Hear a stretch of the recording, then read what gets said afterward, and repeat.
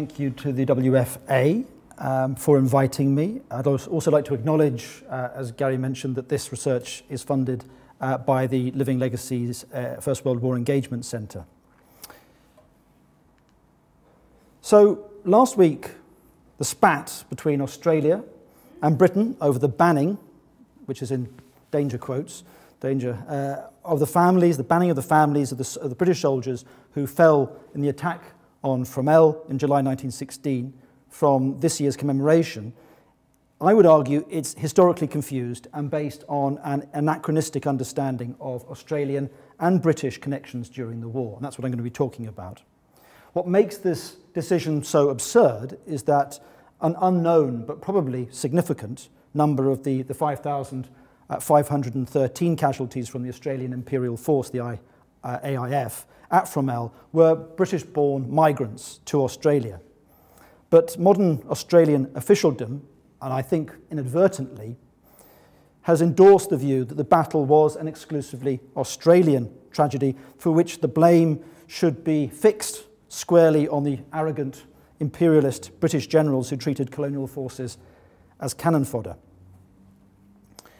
Although the subject of half a dozen books, including chapters of Australia's detailed official history of the war, Fromelles has become the subject of misunderstanding and myth. It has come to be seen popularly as the worst 24 hours in Australian military history, a notorious instance in which callous and incompetent British generals sent Australians to their deaths for no purpose.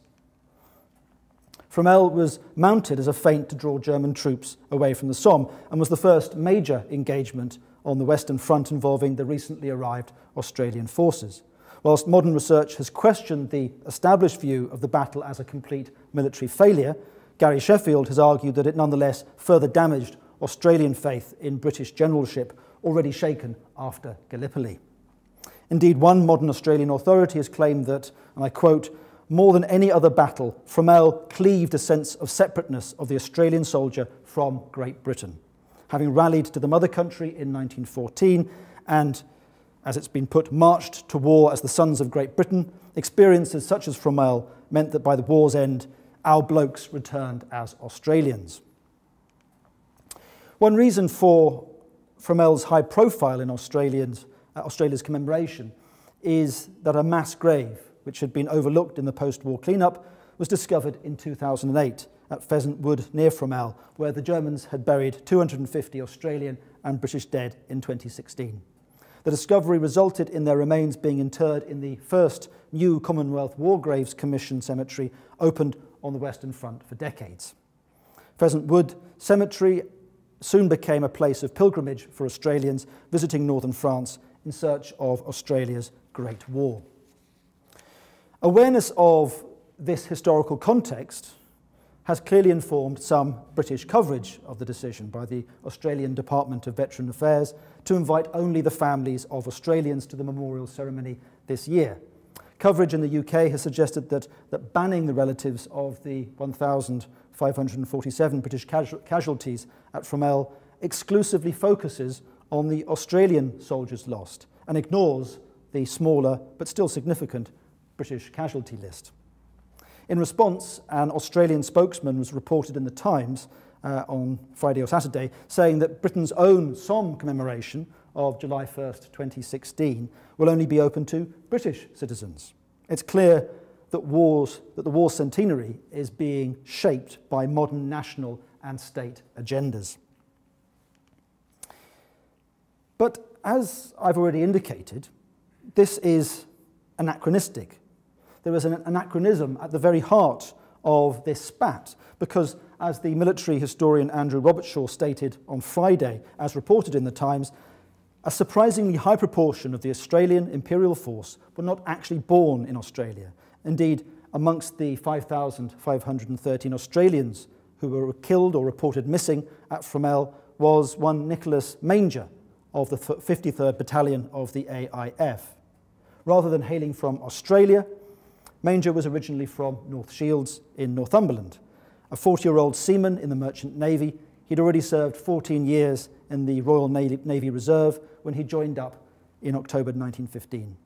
We don't know how long he'd been in Australia, He's not recorded on the 1901 or the 1911 census, but then he was a sailor, so he was probably away from home.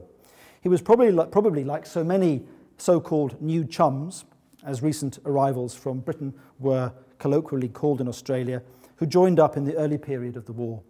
One estimate suggests that 27% of the first Australian contingent were British-born, with estimates for the war as a whole varying between about 18 and 23%. The service of Geordies like Manger in the AIF, but also the Canadian and New Zealand Expeditionary Forces, is the focus of a project we launched in October 2015. It's still relatively early in the project's life cycle, but I'm very happy to have the opportunity to share some of our early findings and thoughts with you today. I want to start by saying something about the origins of the project, its background, because that's an essential part of what we're doing. And then I'll speak about the nuts and bolts, including some of the challenges we've encountered, and then I'll talk about some of our preliminary research findings. So, the origins of the project, there are sort of three strands. Now, the first is the fact that in 2013-14, I co-organised a First World War lecture series in collaboration with a Heritage Lottery-funded community, sort of First World War community group, the Tynemouth First World War Commemoration Project, of which this is their website. And it was part of this lecture series that I first met Gary, as he said earlier on. And this brought together a series of distinguished historians, and that sort of cemented my relationship with the Tynemouth project. Now, the project ran between 2010 and 2014, and it mobilised people around North Shields, to the north of Newcastle, to use a 1923 Roll of Honour containing the names of about 1,700 Tynemouth men who had died during the war. And it used this Roll of Honour as the basis for the research project. Now, they successfully researched, in fact, about 1,900 personnel. And they did this by recruiting local people to undertake research. And this example gave me the idea that the crowdsourcing of research might be successfully scaled up. And in their project coordinator, a gentleman called Alan Fiddler, I encountered someone who I thought had the energy and the imagination to help to do this on a much wider scale. Incidentally, the Tynemouth project secured another HLF grant last year to research a larger area, the larger area of North Tyneside. And they're a fantastic example of community research in practice. The second influence was a timely email from one of my aunts.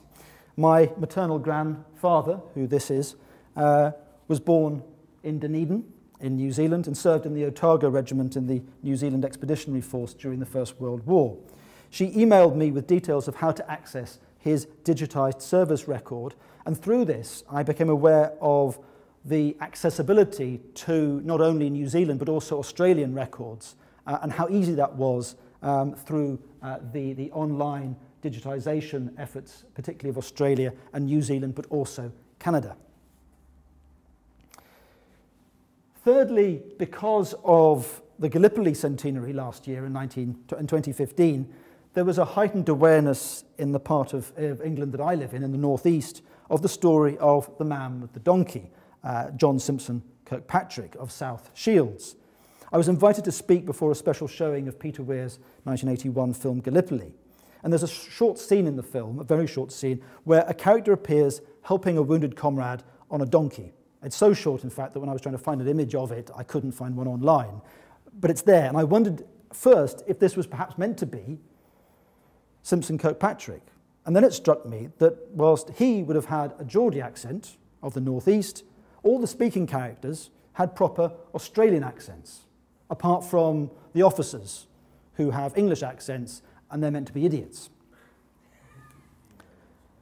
After that, I began to do some digging. And when I discovered that about 20% of the Australian Imperial Force who served in the Dardanelles had been born in the UK, I began to wonder how many other Geordies had served not only in the AIF with the Australians, but also in the New Zealand Expeditionary Force and in the Canadian Expeditionary Force during the war.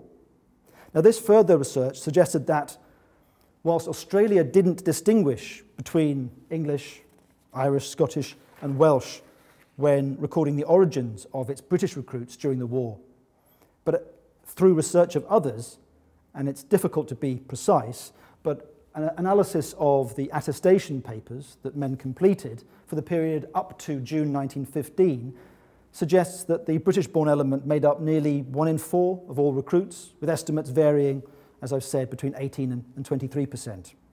By comparison, the New Zealanders of the first contingent, about 26% have been born in the UK, while figures for later in the war indicate that English-born enlistees, when they began to differentiate, accounted for about 14% of recruits as a whole for that period.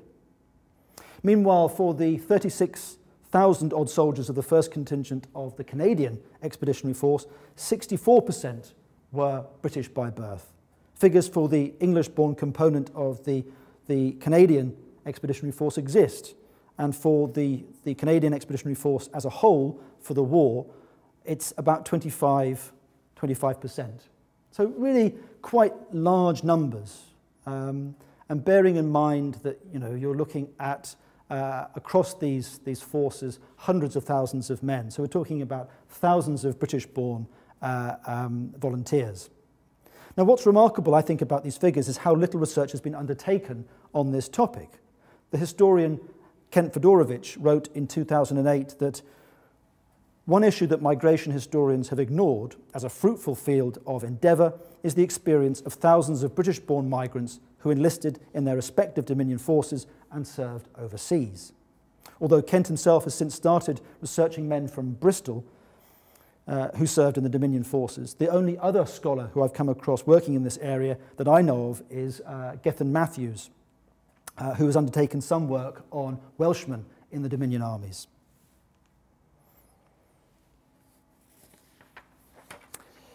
So in terms of, this is where I started, and what I did with that in terms of this project. In 2015, the Arts and Humanities Research Council that funds a range of research, but history amongst them, funded 5 regional First World War centres with the aim of encouraging collaboration between community projects interested in the First World War, specifically those funded by the Heritage Lottery Fund, and scholars across the UK. Now, one of the centres that was established was the Living Legacies First World War Engagement Centre at Queen's University Belfast, and one of its themes was migration. After an application process, we secured a small grant for a project called Dominion Geordies to last for 12 months. It started in October and will run till September of this year. The project seeks to identify and research the lives of the men and women from the old counties of Northumberland and Durham, because the modern county of Durham is significantly smaller. These men and women who served in the Dominion forces during the First World War. And we're doing this by crowdsourcing, by seeking both in person but also online to recruit researchers, by recruiting these volunteers, or what we're calling citizen historians, and I'll come back to that, from the Northeast, but also from the former dominions of Canada, Australia and New Zealand. Now, crowdsourcing by itself is not new to First World War research. There are a number of current and ongoing projects that some people here may be familiar with. There's Operation War Diary, which seeks to recruit, again, what it calls citizen historians to comb through and help transcribe 1.5 million pages of Western Front war diaries from the First World War. There's also a project which is, I think, just getting off the ground about Sikhs in the First World War, which also plans to recruit volunteers to research the lives of these soldiers. And then there's a great project measuring the ANZACs, which is a partly New Zealand sort of project that uses military records to, among other things, support academic research on the health of New Zealanders. And it's led by a team of researchers at the universities of Minnesota, Guelph in Canada, and Waikato in New Zealand. Because on all of these attestation records, you get the eye colour, you get whether someone's got tattoos, you get their height, you get their complexion. I mean, there's a lot of interesting biometric data which was uniquely captured on a large scale. So what they're tapping into is the sort of the potential for researching the historical sort of health elements for New Zealand. Now these projects are great, but they involve mostly transcription. That is, looking at records and transcribing particular parts of those records. Whereas the Dominion Geordies project asks volunteers to research the lives of Geordie soldiers using a variety of sources, free online newspapers, military records, and census materials, to build up a rounded picture of their lives, because we're interested in why they left the northeast in order to be in the Dominions, in order to volunteer, and then for those of them that survived the war, what did they then do afterwards? Did they return to the country in whose army they had served, or were they only temporarily sojourners in Australia, New Zealand, or Canada, and actually after the war they returned home? Those are the kinds of questions that we're really interested in, as much as their war service. So in terms of the progress to date, I said that we started in October. Now, I'll call it phase one. Now, phase one involved repurposing, that was the technical term, the Tynemouth Group's professionally produced database, since it was designed to record the details of people from Tynemouth who died. They were only interested in the dead, whereas the Dominion Geordies project is interested in both the dead and the more numerous living, or the survivors. And we also, following that, conducted what we describe as pathfinding research. Now, what this meant in practice is searching the digitized military service records of the three principal countries that we're looking at for Geordies, for people from the northeast. And this has posed a number of challenges, because I suspect if I was to ask you sort of where you're from, even if you were from the same place, you might describe it in a whole wealth of different ways. Some people might say, well, I'm from this village. So you might get the village name and then England. Or you might get somebody who thinks, well, no one's ever going to heard of my village, so the next nearest big town that they might have heard of, or the biggest city that's nearby. And sometimes they'll identify their county in great detail, and sometimes there'll be nothing.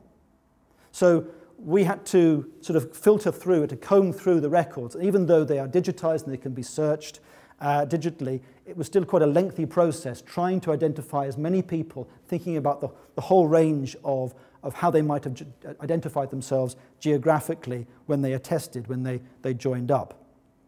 There was also the problem that with the New Zealand records, whereas the Canadian and Australian records have been organised under a number of different headings, but you can search them under sort of place of birth. The New Zealand records, although that data is there, has not been indexed in that way. So actually that has posed some problems for us. Phase two began in January 2016, so last month, and involves contacting the press in Canada, Australia, and New Zealand to promote the project. We've been heartened by the enthusiasm of newspapers in Australia, New Zealand, and Canada to carry the story, and very pleased with the response. Dozens of people have come forward, and we're now in the process of allocating subjects for research.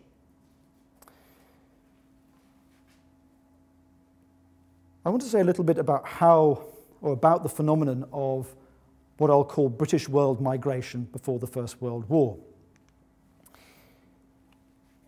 In terms of migration from the British Isles as a whole, in 1914, the Dominions all numbered sizable first-generation British populations amongst their peoples, not to mention the second and third generation descendants of earlier immigrants.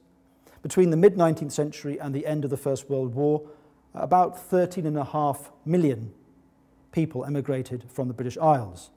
Now, until about 1900, most British migration focused on the USA. Between 1891 and 1900, only 28% of emigrants went to the Dominions, whereas between 1901 and 1912, it was 63%. In 1913 alone, 78% of those leaving the British Isles went to a Dominion. So it's important. There's a sort of hinge in 1900. As this table illustrates, Canada was the principal beneficiary of this shift in migration towards the Dominions, reflecting its growing economic muscle vis-à-vis the US and its expansion especially its urban centres. Whilst individual self-interest played an important part in determining migrant destinations, culture, ethnicity and religious belief also played a part.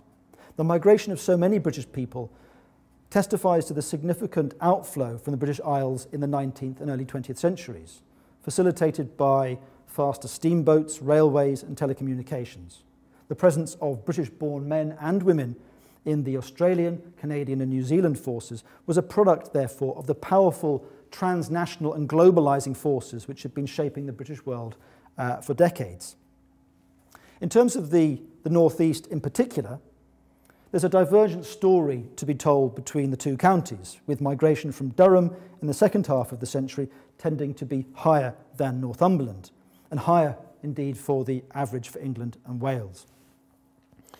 And this is illustrated in this table. By 1900, the proportion of the two counties' adult male population engaged in agriculture was smaller than the English and Welsh average. In the case of Australia, this was significant because Australian policies favoured agricultural immigrants, and this probably worked to, well, the disadvantage of both counties, though more Durham than Northumberland. By contrast, the growth in various urban centres in Canada at this time may have drawn migrants from sort of more industrial Durham and Northumberland to British North America.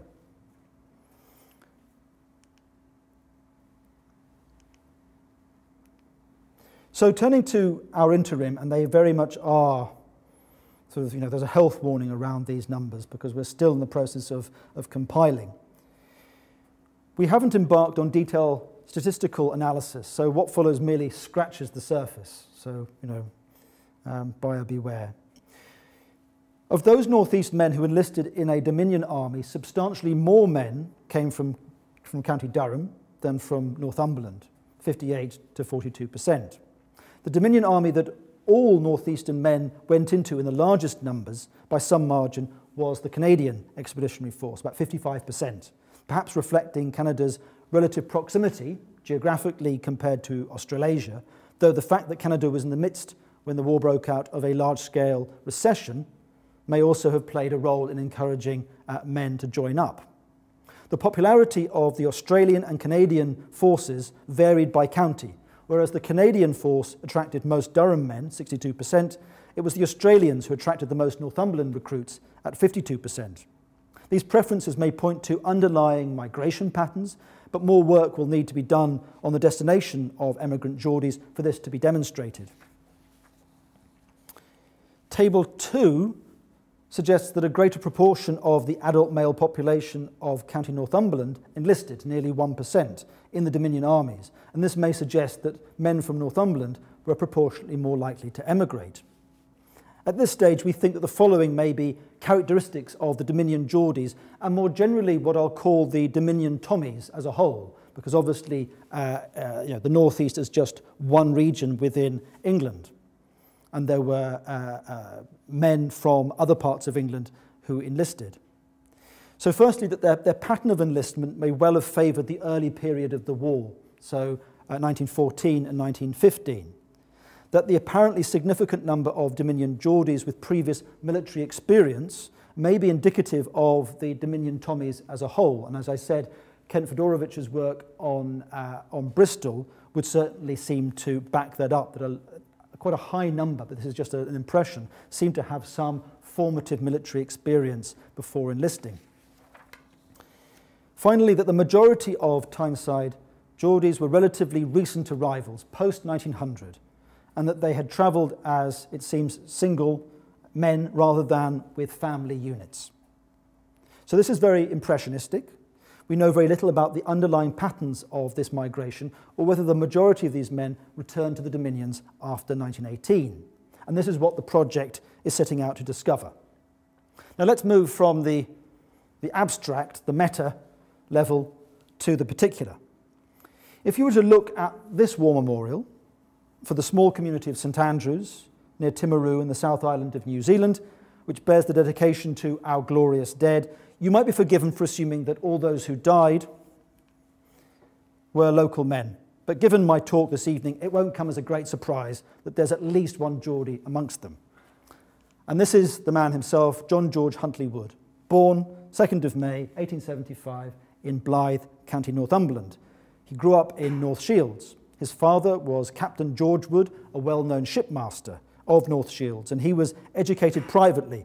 According to his obituary in the Shields Daily News of 24th of August 1916, as a youth he entered the merchant service and made rapid strides in his profession, obtaining his certificates as extra master at the age of 23, and afterwards joining the White Star Line, where he obtained the position of chief officer. Although undoubtedly marked out for promotion in the mercantile marine, it continued, he resolved when about 30 years of age to enter the medical profession, having become greatly interested in surgical work. He was very successful in his studies, obtaining in a few years the necessary degrees, and as a surgeon he obtained valuable experience at the Royal Infirmary, Newcastle. Huntley Wood qualified as a doctor in 1909. He had previously visited New Zealand as a mariner, and when the small town of St Andrews in the South Canterbury region of the South Island sought to appoint a resident doctor in 1911, he successfully applied for the position. He arrived the same year, accompanied by a motor car, reportedly of the fastest type, and his sister. 2 years later, he'd married a Scottish lady, Alice, and they quickly had 2 children. He was commissioned as a surgeon captain in the New Zealand Medical Corps in February 1916. He left St Andrews at the end of March 1914 at a farewell presentation attended by a large and representative assembly of local residents. He expressed his regret, the regret he felt at the parting from his friends at St Andrews, but he hoped for a joyful reunion in the days to be. By August, he'd arrived in Egypt with the Wellington Mounted Rifles. Whilst most of the New Zealand Expeditionary Force had by this time sailed for France in April 1916 in the aftermath of the Dardanelles campaign, the Wellington Mounted Rifles were amongst the units that formed the Egyptian Expeditionary Force, which remained in Egypt to fight the Turkish in the Sinai Peninsula. During early August 1916, units of the Egyptian Expeditionary Force fought Turkish soldiers at the Battle of Romani. According to a later letter from the chaplain of his unit to his wife, Alice, during one engagement, Huntley Wood's regiment met with the first casualties, losing 5 men. I can still see the doctor riding out to our front line under a rain of Turkish bullets to attend a poor fellow who was already dead and bringing back his body on a horse. He seemed to be without fear or thought of his personal safety and used to stand up in places to watch the enemy's movement when many of us cowered. It was in the aftermath of the battle that Huntley Wood was wounded, dying subsequently in Cairo on 11th August. According to one New Zealand paper at the time, the news of his death cast quite a gloom over the St Andrews district, where Dr. Huntley Wood had established himself in the affection and confidence of the community by his geniality and professional skill, and he will be greatly missed by a large circle of friends. Much sympathy is felt for his bereaved wife and 2 small children. His wife Alice remained in St Andrews, though she chose or was forced to sell her late husband's car, which I find quite poignant. Her sister joined her there in November 1916, but though Alice clearly remained involved in the community, a report of October reported that she was organising a meeting to support the YMCA's work at the front. In late 1919, the family decided to return to England. Today, Huntley Wood is remembered not only in the place he made his home, but also on the family's memorial in Tynemouth and on a plaque in the chapel of Newcastle's Royal Victoria Infirmary, where he had trained as a doctor. I'd argue that Huntley Wood almost certainly didn't see his service in the New Zealand forces as incompatible with his British birth. What's happened, though, in the century since he died is that geopolitical changes and shifts in identity politics have meant that his service and those of the many British-born volunteers in the Dominion armies have become anomalous in the context of the combatant nations who no longer imagine themselves as part of an imperial community. During the early part of the war, there was an awareness of the presence of British volunteers, British-born volunteers in the armies of the Dominions. though this did vary from dominion to dominion. Now, that wasn't where I wanted to go. Taking Australia, the Brisbane Courier, for example, reported in August 1914 that the first contingent of volunteers from Rockhampton comprised 12 Queenslanders, 2 New South Welshmen, 5 Englishmen, and 5 Scots. The press was certainly aware of the enlistment of British-born as opposed to native-born British, i.e. Australian-born men. Awareness of the British-born element is also demonstrated through comments on the presence of fresh-looking new chums amongst the men who volunteered. In a continuation of the ribbing these migrants had received before the war, it was reported that they were not always so well adapted to the rigours of camp life and basic training as the, quote, rough bushmen fresh from the camps. In the case of Canada, Canadians were much more aware of this phenomenon of British-born men in their forces because of just the sheer scale of the British-born contribution to the CEF. As the Toronto World noted in November 1916, it is not creditable to the native-born Canadian that the majority of men recruited in Canada are British-born. And it is a fact that were it not for the British-born, the Canadian Expeditionary Force would have been a very insignificant addition to the Empire's army. This also touched on internal sort of ethnic political tensions within Canada. As the Montreal Daily Mail noted the following year, if the enlistment of French Canadians does not compare favourably with that of their compatriots who speak English, it is to be noted that the disparity between the enlistment of men who are Canadian-born and British-born is also somewhat marked. As the war progressed, there seems to have been a tendency within Australia at least to downplay the presence of Dominion Tommies in the Australian forces. Now, partly this may have been a result of common service, though it was also deliberate. As Major General Cyril Brudenell White, Chief of Staff of the AIF, put it when rejecting the suggestion that Australia raise Scottish units, the fame of the AIF, he said, has been made by the Australian soldier as a man distinctively Australian. The resentment felt by all the Dominion forces towards perceived mistakes and errors by British senior commanders may also have played a role. Having been at first overawed by British military might, disasters and debacles encouraged the Dominions to assert their distinctiveness. It's also down to perhaps wartime propaganda. The Australian journalist Charles Bean, in particular, actively sought out stories of heroism on the battlefield and was instrumental in claiming that the Australian nation was born at Gallipoli. These wartime tendencies were reinforced after the war. Australia, New Zealand and Canada emerged with a stronger sense of national accomplishment, independence and identity, with the war regarded as by many a rite of passage for these young nations, though these nationalities continued to see themselves as British for some time to come. This created a series of stories, for example, the Anzac myth, about young nationhood forged in the battlefields of the First World War that continues to be influential today. At the same time, the different dominions sought to quantify their contribution in the post-war period. In the case of New Zealand, this exercise was animated in part by a sense of competition with the other dominions, in particular Australia, and this appears to have played some role in the presentation and interpretation of figures. The New Zealand Defence Department's 1919 volume, War, New Zealand Expeditionary Force, Its Provision and Maintenance, attempted to produce what's been called more recently a meta-New Zealand statistic for all New Zealand service personnel. This included not only those who had left New Zealand to serve in other imperial forces, but also the tens of thousands of non-New Zealand-born, mostly British men who had served in the NZEF, such as Huntly Wood. The accumulative effect of these deliberate and inadvertent pressures was to, I would argue, obscure the service of British-born volunteers, including the Geordies that I'm interested in. This can be seen by briefly looking at the fortunes of 3 Geordies. George Burdon McKean was born in Willington, County Durham in 1888. His parents having died, McKean immigrated to Canada at the age of 14 in 1902 to join his elder brother, who was a farmer in Alberta. After some years of ranching and farming in 1912, he enrolled at Robertson College, the Presbyterian Theological School in Edmonton. During summers, he served as a student missionary and in 1912 to 14 as assistant minister at Robinson Church in Edmonton. In 1913, he organised the first Boy Scout troop in his church.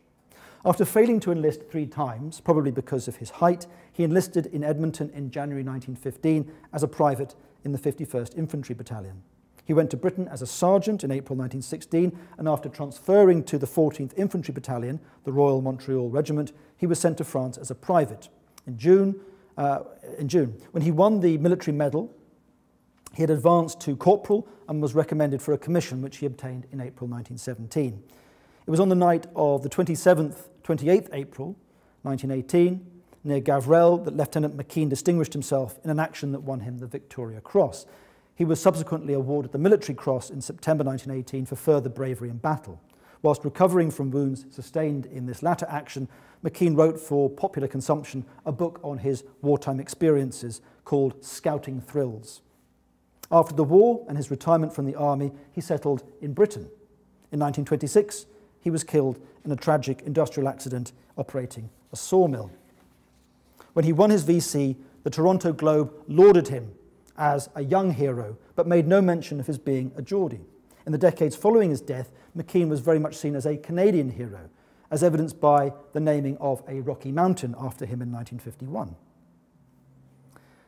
He wasn't the only one. There is a Canadian VC range with mountains named after a number of Canadian VC winners.